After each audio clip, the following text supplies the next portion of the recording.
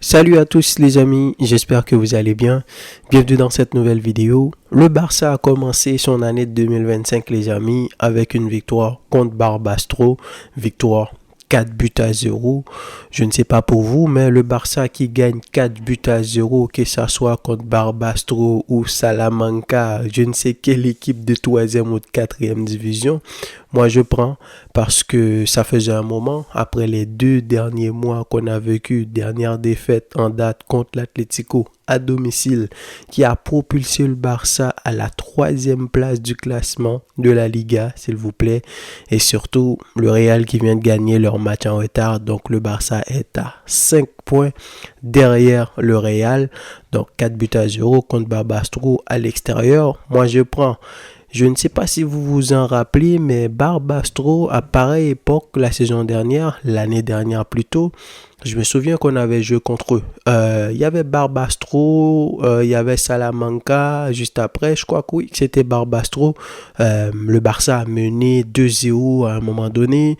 Ensuite, ils ont mis un but. Ça a été compliqué pour le Barça. Ensuite, le Barça a obtenu un penalty. Lewandowski avait marqué.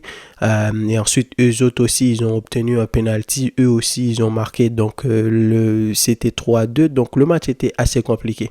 Donc, pour gagner comme ça chez eux, 4 buts à 0, malheureusement, j'ai pas pu voir le match. C'était compliqué avec les liens et tout ça. Ces genres de matchs de 16e de finale là, c'est très compliqué à regarder. Mais d'après ce que j'ai entendu, Chesney qui avait joué, le retour de Araujo, Pablo Torre qui a marqué, qui a fait des passes décisives, Robert Lewandowski qui a marqué un doublé, Frenkie de Jong, etc. Bref, ça a été un bon match, à ce qui paraît.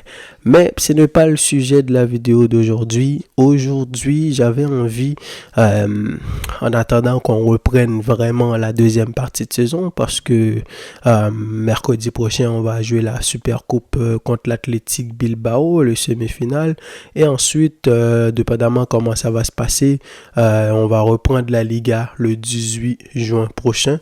En attendant, j'avais envie de faire un petit bilan de cette première partie de saison avec vous les amis.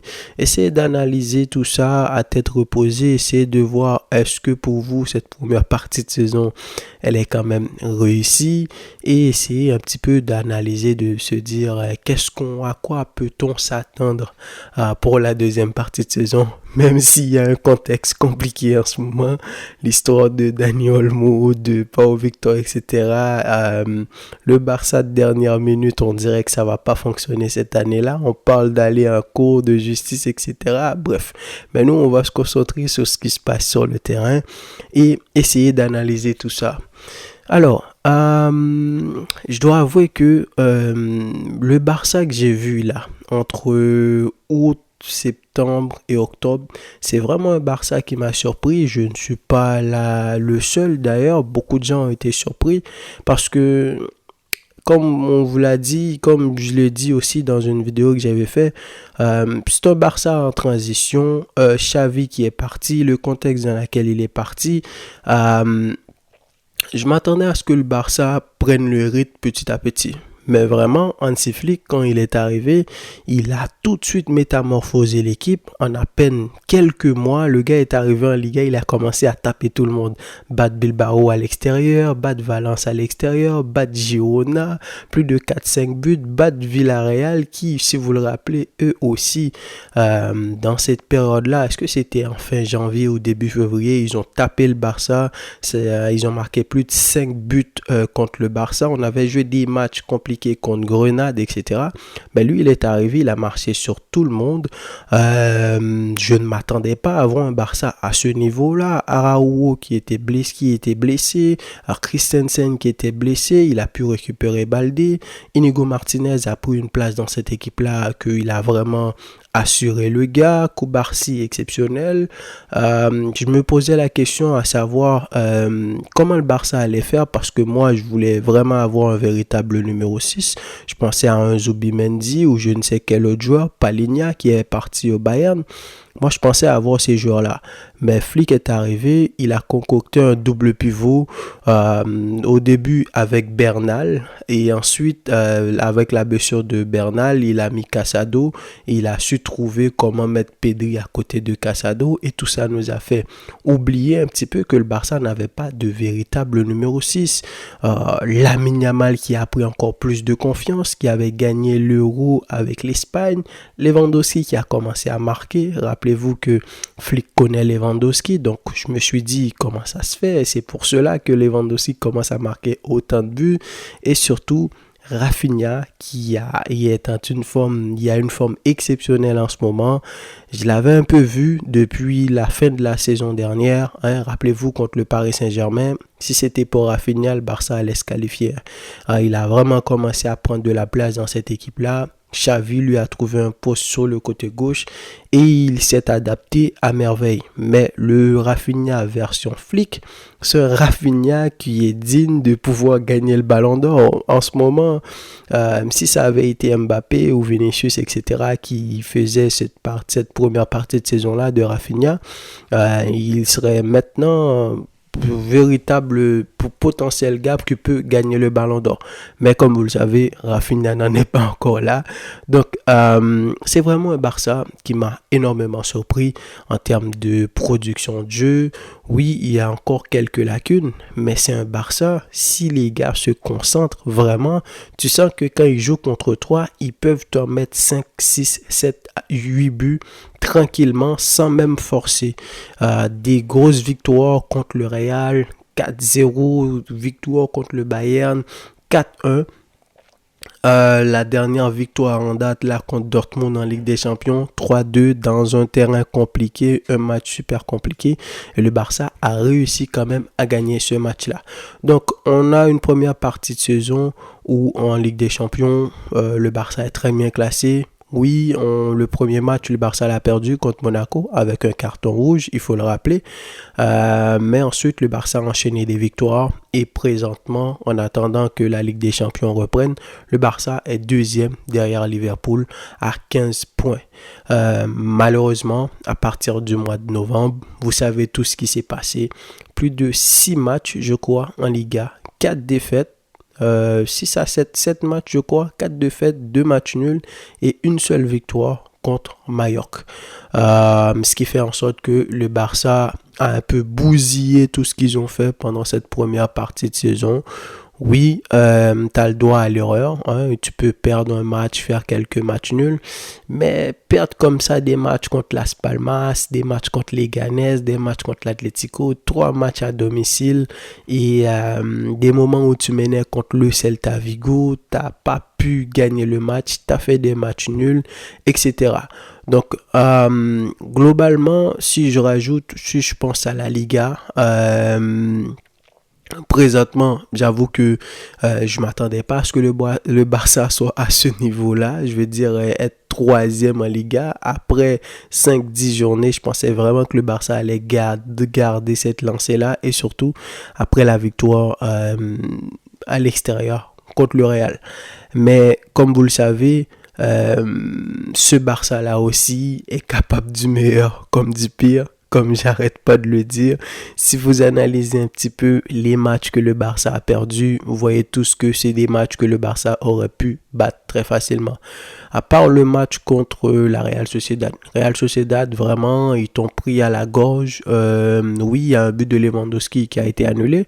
Donc, on ne sait pas si le Barça avait... Si ce but-là avait été accordé, qu'est-ce qui serait passé? Mais Celta Vigo, ils nous ont dominés, mais tu as réussi à marquer des buts. Surtout ce Barça pragmatique-là, ce Barça qui peut partir en contre-attaque, que Flick a réussi à mettre dans cette équipe-là. L'ADN de Coupe Barça qui peut te lancer une passe. Rafinha qui va faire des appels. Casado aussi qui a fait une passe, que ce soit contre le Real pour Lewandowski pour ouvrir le score. Et la passe aussi pour Rafinha contre le Bayern, si je me souviens bien, le transversal là sur l'autre côté qui a permis à Rafinha d'aller marquer. Est-ce que c'était le 3e but? Je me souviens plus. Donc Après ces matchs-là, je me suis dit quand même, c'est une équipe qui est capable de faire peur, Mais ces derniers mois, ça nous a montré aussi que cette équipe-là a des problèmes. Il y a quand même des problèmes à gérer dans certains matchs. C'est vrai que Flick a réussi à mettre son système de hors-jeu là, sur système qui joue très haut afin de vraiment exploiter le plein potentiel de tous ces joueurs. Mais comme vous le savez, quand l'équipe en face arrive vraiment à partir dans le dos, quelqu'un comme Koundé ou sur le côté, et on sait que la défense du Barça, c'est pas la défense la plus rapide en Europe. Donc, le Barça a quand même s'est retrouvé à perdre plus de 10 points et ce qui a permis au Real de revenir à la tête du classement. Donc, franchement, pour moi, c'est une première partie de saison déjà en Ligue des Champions, je m'y attendais pas, qui est quand même réussi. Et en Liga, j'ai envie de dire que on va pas se projeter. Comme je le disais tout à l'heure, une victoire 4-0, ça m'a fait penser que le Barça peut revenir et commencer à gagner les matchs. Les prochains matchs, commencer à gagner. Est-ce qu'ils vont être capables de vraiment se ressourcer? Raoult qui est de retour, comme je vous l'ai dit, j'ai pas vu le match, mais ça va t'amener une assurance en défense aussi. Cette défense-là a besoin d'autorité.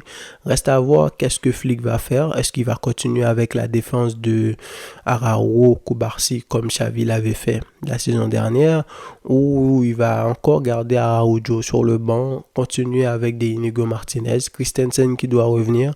En tout cas, ça va permettre à certains joueurs de se reposer. On parle de Koundé qui a enchaîné les matchs, je ne sais pas combien de matchs il a enchaîné. Quand on sait que son véritable successeur c'est Hector Foyt, lui aussi qui était blessé, mais qui doit revenir dans pas long. Est-ce que tu peux vraiment mettre Koundé sur le banc et mettre Hector Foyt sur le côté droit? Donc je ne sais pas.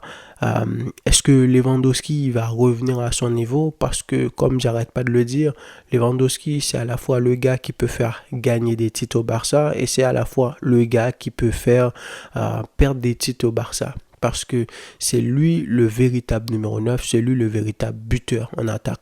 Rafinha, c'est vrai que ces derniers temps, si j'enlève Lewandowski, je pourrais rajouter Rafinha comme un gars extrêmement dangereux dans cette attaque-là. Mais c'est Lewandowski le premier gars qui doit marquer et surtout dans ce système-là où tu as un Lamine Yamal qui est excellent, qui a pas encore ce truc de buteur-là en lui, mais qui avec Lamine Yamal un Dani Olmo qui j'espère va pouvoir être inscrit, sinon on va en parler dans une prochaine vidéo, essayer de voir les perspectives parce que comme je vous l'ai dit, avec ce Barça-là, il faut s'attendre à tout. Peut-être qu'au final, Olmo va partir, il pourra pas être inscrit et à ce moment-là, il faudra que, comme Flick l'a dit aussi, il faudra s'arranger. On peut pas parler de ce qu'on ne peut pas contrôler en ce moment. Faut voir avec les joueurs qu'on a et essayer de voir qu'est-ce qui va se passer pour la suite. Donc, une première partie de saison mitigée, une première partie de saison auquel je ne m'y attendais pas, mouvementée, une début de saison où tu as cru que tu pouvais gagner tous les titres, et à la fin de la saison, à la fin de la première partie de saison, tu as vu quand même que par rapport aux équipes qui sont là, tu as quand même des problèmes à gérer. Mais globalement, en Ligue des Champions, tu as fait le taf. Et en championnat, c'est pas encore trop tard, même si quand c'est le Real qui est devant toi, surtout en première partie de saison, le Real, ils avaient beaucoup plus de problèmes que toi. Donc à la fin, ils se sont retrouvés à être premiers sur toi. Le Real, en deuxième partie de saison, on sait ce qu'ils sont capables de faire. Donc c'est ce qui fait en sorte que je me dis, je vais attendre de voir. Il reste encore beaucoup de matchs avant de me prononcer pour dire que le Barça peut gagner la Liga. Les perspectives pour la deuxième partie de saison, déjà moi j'ai plus de questions, hein. J'ai plus de questions que de réponses en quelque sorte. Je vais pas me projeter de dire que le Barça va gagner la Liga, va gagner la Ligue des Champions. Déjà mercredi prochain, on va jouer contre Bilbao, histoire de voir qu'est-ce que ça va donner. Est-ce qu'on pourra se qualifier pour aller en finale? Pourquoi pas prendre notre revanche contre le Real, qui nous ont battu 4-1 la saison dernière. Je crois que Vinicius avait marqué un triplé. Au bout de 15 minutes, le Real était déjà 2-0. Donc c'était vraiment compliqué. Peut-être que si tu arrives à gagner cette super coupe là, ça peut te rebooster et ça peut te permettre de faire une très bonne deuxième partie de saison. En première partie de saison, Flick a dû faire avec des jeunes de la Masia. Beaucoup de cadres étaient blessés. Frenkie de Jong, Araujo, plein d'autres gars. Baldé, de temps en temps, il a fallu le reposer. Gavi, il n'était pas encore revenu, il vient de revenir.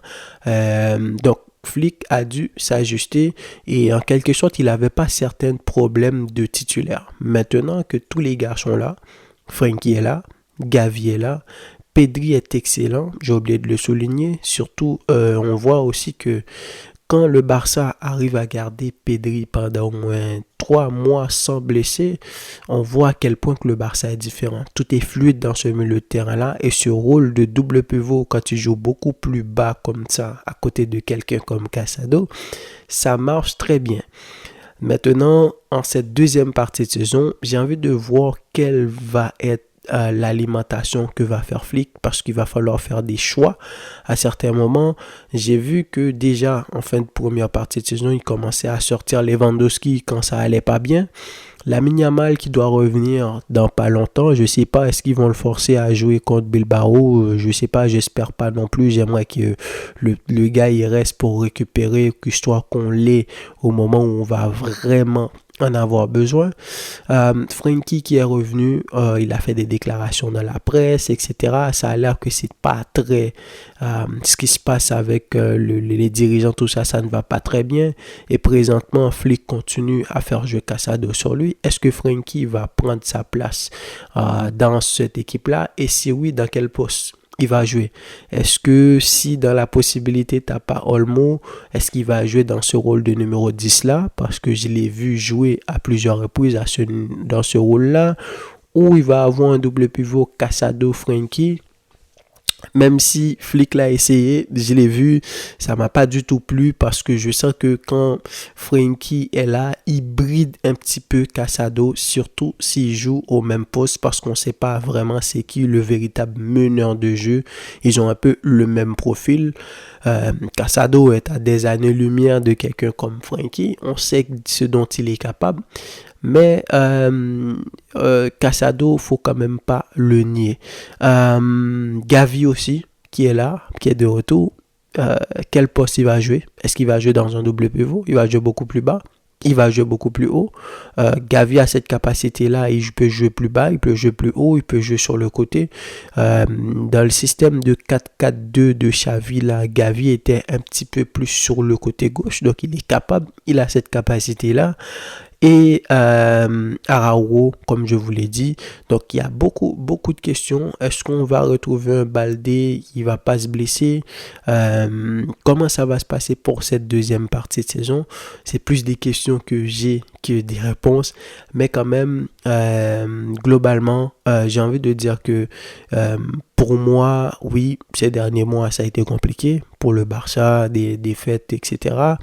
Mais je pense que Flick est en train de faire un excellent travail.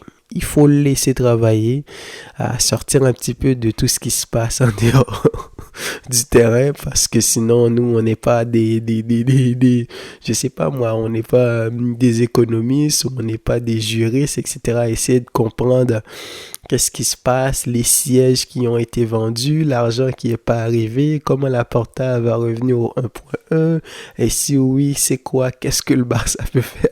Moi, j'ai plus envie de me concentrer sur ce qui se passe sur le terrain, et essayer d'analyser tout ça. Mais franchement, Flick, je pense qu'on a un très bon coach présentement. Je le dis au moment où Xavi est parti. D'ailleurs, même je voulais que Xavi parte, pas parce que je pensais pas qu'il pouvait réussir avec ce Barça-là, parce qu'il a montré ce qu'il était capable de faire. Mais au dernier moment, on sentait que Xavi et Deco et Laporta, ça n'allait pas. Même si Xavi avait les capacités, on ne voulait pas lui donner ce qu'il voulait, et surtout, est-ce qu'il ne voulait pas lui donner, ou du moins s'il n'était pas capable. En tout cas, il y avait deux sons de cloche complètement différentes. Alors que là, avec Flick, même s'il n'en parle pas vraiment, mais pour l'instant, il vient d'arriver, il a encore les faveurs de Laporta, etc. Et lui aussi, il essaie de pas faire de vagues et se concentrer à vraiment inculquer ce qu'il veut inculquer dans ces gars-là, son nouveau mentalité, essayer d'aider les gars au point du plan, au point de vue mental, parce que c'est là qu'il y a un problème. Ces gars-là, ils ont des séquelles. C'est des petits qui ont beaucoup de talent. Ils sont bourrés de talent. Mais malheureusement, le talent, si tu n'arrives pas à gagner comme des Kamavinga, des Tchouaméni, ces gars-là, et au moins eux, ils arrivent à gagner des Ligues des Champions, etc. Il faut accumuler des titres. C'est comme ça que les gars peuvent prendre une expérience et commencer à montrer qu'est-ce qu'ils sont capables de faire. C'est vrai que quand tu n'as pas certains joueurs, tu regardes le banc du Barça, tu peux te dire quand même, c'est des gamins qui sont là.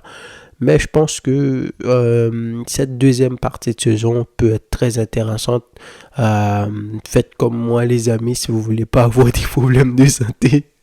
Essayez plus de kiffer, de regarder les matchs, d'apprécier un match comme Pedri. Rappelez-vous contre l'Atlético, moi le match de Pedri, c'est tout ce que j'ai voulu retenir parce que il a été excellent. Quand Lamine Yamal est là, ses petits passes extérieures, faut kiffer. Quand Rafinha est là, il marque des buts. Et surtout quand Lewandowski recommence à marquer des buts, je pense qu'il y a du potentiel d'aller au moins quand même, je sais pas moi, pourquoi pas encore une fois aller en quart de finale de Ligue des Champions, dépendamment du parti de tableau. L'année dernière, on était à ça d'aller en semi-finale et revenir à la Liga. Mais ce qui est important, faut quand même ramener un titre, que ce soit la Super Coupe, que ce soit la Coupe, que ce soit le championnat. Je ne vais pas parler de la Ligue des Champions, on en est encore loin. Mais il faut ramener un trophée cette saison pour que la saison soit réussie. Donc, donnez-moi vos avis, les amis, dans les commentaires. J'avais envie de faire ce petit bilan-là de notre Barça pour cette première partie de saison. N'hésitez pas à me dire aussi, à me dire vos points de vue, qu'est-ce que vous en avez pensé. Et quant à moi, je vous dis à la prochaine pour une nouvelle vidéo. Salut!